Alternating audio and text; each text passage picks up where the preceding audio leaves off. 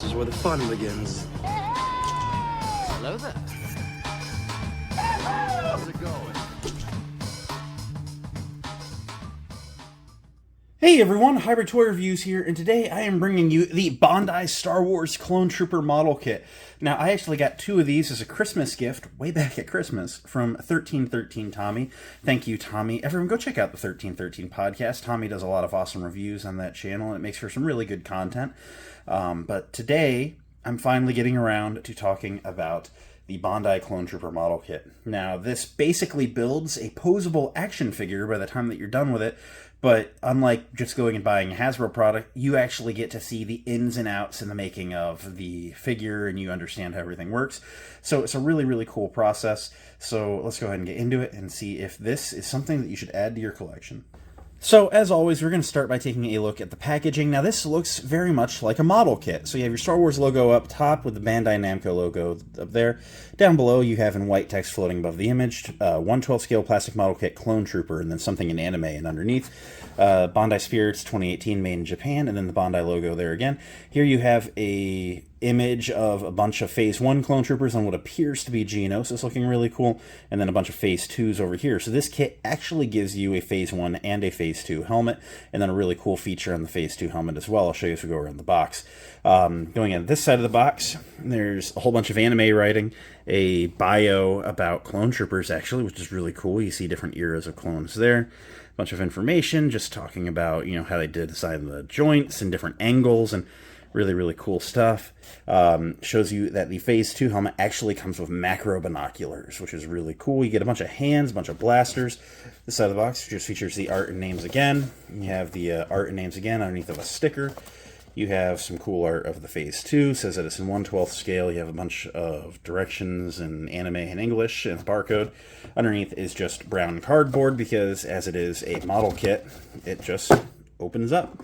So really, really neat packaging. Does have a nice shelf presence. Looks like something that you would find on the shelves at your local Hobby Lobby or model kit store. Let's go ahead and take a look at what we get inside. So here's our model kit out of the box and assembled, and I want to talk just a little bit about the process. So as of the time of me recording this, Sunday, May 5th, I spent Saturday, May 4th, the afternoon working on this.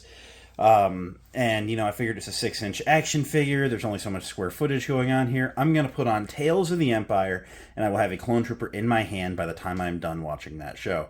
And I watched Tales of the Empire and then all of the D-Squad Clone Wars arc while working on this guy. And D-Squad ended, and I was pretty much done, but not totally.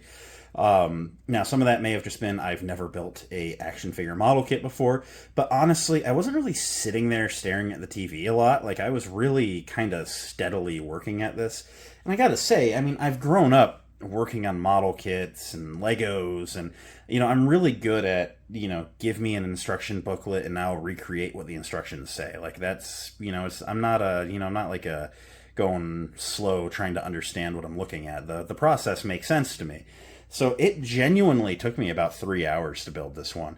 Now, maybe you do figure customizing, and this is your base body for all of them, and man, you've just gotten to where you don't even need to look at the directions. You know where everything goes. Maybe you're, able to crack that time, and maybe on my second one I'll be able to do a little faster. But, and I was adding some steps too, I will say. I guess I'll show you real quick the tools of the trade. So the box says that you pretty much just need a snippers, and that you did. I had this with my 3D printer. Something else that I found that was nice is sometimes after snipping, pieces from the sprues, you'd have just the tiniest little bump somewhere. So I actually like my Milwaukee box cutter. I would, take something out of the sprue, and if it was especially like the white surface plating, if there's like little nubs left, I would go and kind of shave them down. So the white Milwaukee, or the Milwaukee box cutter helped. Something else is this kit says no glue required. You can just snap everything together, and everything did fit pretty decently, but I am a worrywart. I add screws to Walmart furniture as I build it. Like, I like stuff being sturdy, so my preferred glue is Loctite super glue, and when I was building this kit, every here and there, just for certain things, like the white plates on the back of the hands, I felt should have been glued on, because that's something that you'd hate to lose. Same with like the knee pads and the elbow pads. There's just a few places where I was like, I want these to be a little more secure than just press in, because someday they're going to go missing. So that, I mean, just not everything, but some things, and I'll elaborate on the story there as we go. Some other things that this kit came with that I ended up not using is it came with a couple sheets of water slides for like little details, and these probably wouldn't be a terrible thing to use, but honestly, it looks like a clone trooper without them, and I think that honestly I probably could come in and paint the couple of things I would like to see painted, but like it doesn't not look like a clone for not having these little punch-ins. So now, let's go ahead and run through the accessories, and I'll show you how everything works, same as I would on a normal figure. For starters, it comes with a stand. It's like maybe a 3.5 by 3.5 rectangle. Very hollow underneath, has little connectors. They promote that there's like some sort of a figure stand, like a support thing that you can buy separately and add to this, and maybe that's true.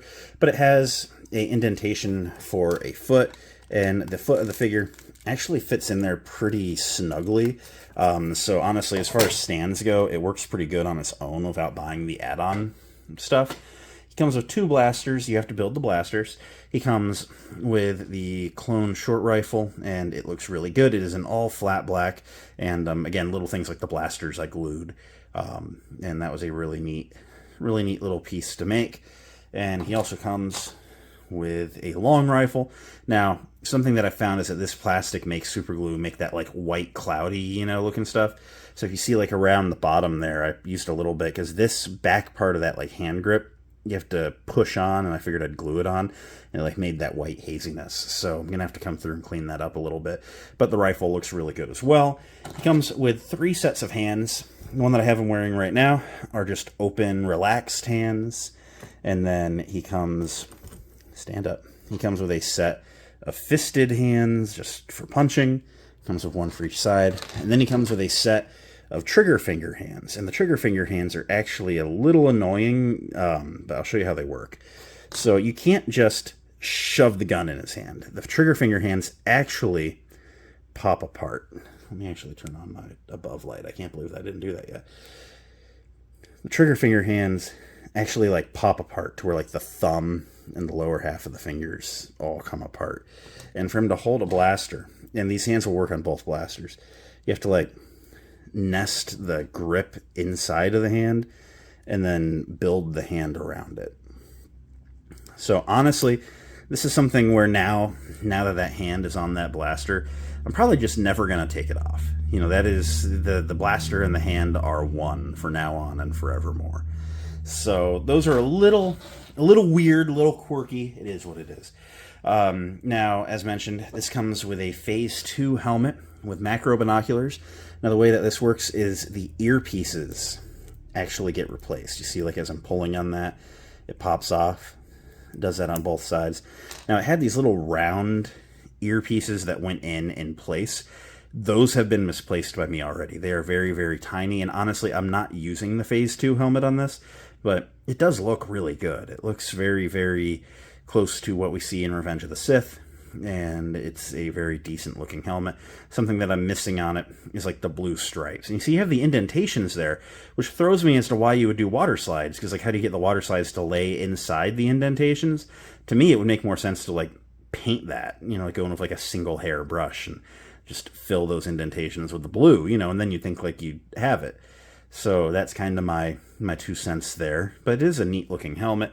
And then as I'm going to be using him, I'm actually going to be doing some customs with these. And so they're going to be Phase 1 customs. So I leave the Phase 1 on the body. But looking at that one, of course, does not have any feature for a visor. But it looks really, really good. Every detail you can want, is there. And I'm really satisfied with the head sculpt there. Something that you'll note after you build one of these model kit figures is that it is very light. I mean, it's a model kit. It is hollow. It is that kind of thin. I don't want to say brittle because it's not breaking, but it's that very thin, very airy plastic that that like isn't going to like crack. It's going to snap when it goes, right? But it does seem to be really solid. And the articulation is there. But like, it's just an interesting experience, building an action figure. Everything is laid really nice. Something that I do note is when you look in the shoulders there, you do get a lot of visibility, through the shoulders. However, I think if you get him into any sort of pose, you're not going to notice that. So that's, that is something really, really neat, or really unfortunate about the design. But otherwise, I mean, he's a really neat looking figure. And I mean, he looks like a clone trooper is the thing at the end of the day. He's wearing that shiny white armor. And you know what? It's very shiny, which I feel is accurate. Because in universe, it would be hard. It wouldn't be soft, like plastic, like a Hasbro figure. Don't mind the Hasbro figures, but I mean, you don't need to gloss paint him. He just comes out of a compressed, white plastic shiny sprue, and he just looks right. He doesn't require any paint. However, being a model kit's nice because, these plastics are made to take paint nicely. So I am excited to do that. But yeah, I am really digging this. I'm liking the looks of this guy. He has his communicator down on his right forearm and the left forearm smooth. There's just not a huge amount of details to talk about here. Like, he looks like a clone trooper. Something I did too is I didn't want the joints coming apart on me. So I ended up putting glue on the pegs and the joints, to keep them together. And I actually had to come through and paint the insides of the joints because the black interior piece, all frosted up, and did not look very good. Something else is, it's almost like this guy's, staticky or something. So if you'll note, I keep a relatively clean house, but every cat hair is, rushing for this guy. So that's a little annoying, too. But, no, these guys look really cool. As you hear, I don't know how you're hearing that. He's rattly, he's creaky, he's like a model kit. And so I don't know if this is something that I could say, hey, replace your Hasbro clones with, even though I think they do look a touch better. I don't know that the sturdiness is there, but it is a really, really neat, it's really neat, as an experience building this guy. Let me run through some articulation. So he does feature a double ball neck, and that's about as far back as that goes. And the thing is the head comes off really easy. Because what it is, there's a ball on a peg to a lower ball, and then this neck thing is like a sleeve over it. And then as you see, it doesn't really peg really deep in up top. So yeah, that's about what you get there. And you can go pretty far down, though, which is nice. And then he can rotate. And of course, you get a good bit of pivot. But as I said, it just pops off really easy. And let me show you the range using this head now. Pop that on. Again, it only looks up about that far, down really far, side to side. And not as much pivot. It looks like the neck goes higher in on the Phase 2 helmet. So that's unfortunate. The arms are really neat. You can actually hinge up the shoulder pads, and it kind of shows you what's going on up there. Where it's like there's a ball on a post with a hinge out here for the shoulders. So it's kind of neat. You have to learn how to position it. If you have that down and that out, you get really gappy up top. You kind of have to, give that, see what you're trying to do there and try and shift it, up into position. It features an upper bicep swivel with double jointed elbows that come to about 90. And then the wrists are kind of neat too. The hands all feature a short peg. And then there's a ball, or there's a socket in there that's also a ball. So it has some, 360 degree rotation, but the range isn't insane. And that's the same for all the hands. So the hands, don't get a ton. He features a double, abdomen articulation, where you can get him to look, combining them, he can crunch that far back, that far forward. Not much side to side, but there is some. And then you can get him to pretty much just swivel at the belt. Excuse me. His legs can kick out that far. Features an upper thigh rotation hidden nice and under by the armor there. Double jointed knees, which go just a touch past 90.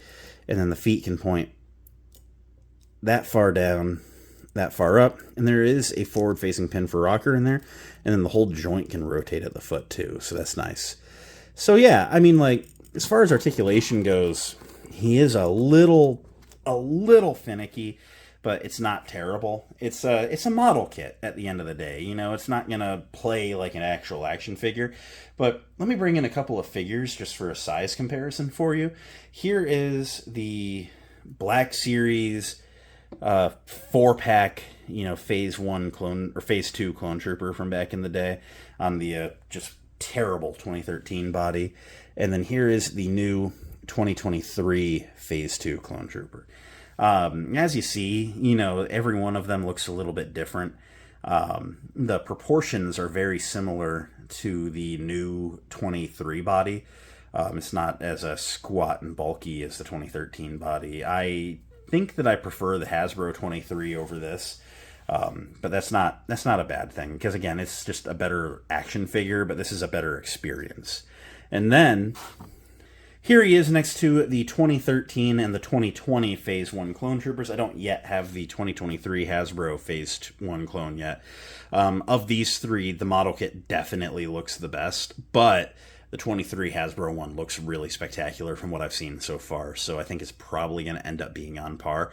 But yeah, all in all, they look pretty good. I definitely like how this one looks in the Phase 1 orientation. So, end of the day, what do I think of the Bandai Clone Trooper model kit? Honestly, it's cool. Look, if you're looking to army build 1/12 Clone Troopers, don't do this. You know, this is a really cool one-off. I'm really happy with the results, and it was honestly a really fun process building the model kit. But if you're looking for action figures, buy action figures. This is a neat experience that makes you think about the design process, right? Because you actually get to see the joints fall together and how everything works out, and it kind of makes you appreciate the design of an action figure. That's something that I've always kind of liked, is, you know, like, is the amount of effort and engineering that goes into a figure. This is really cool because you get to actually see it go together piece by piece. Whereas, like, when Hasbro announces a figure, you're just like, oh, hey, that's neat.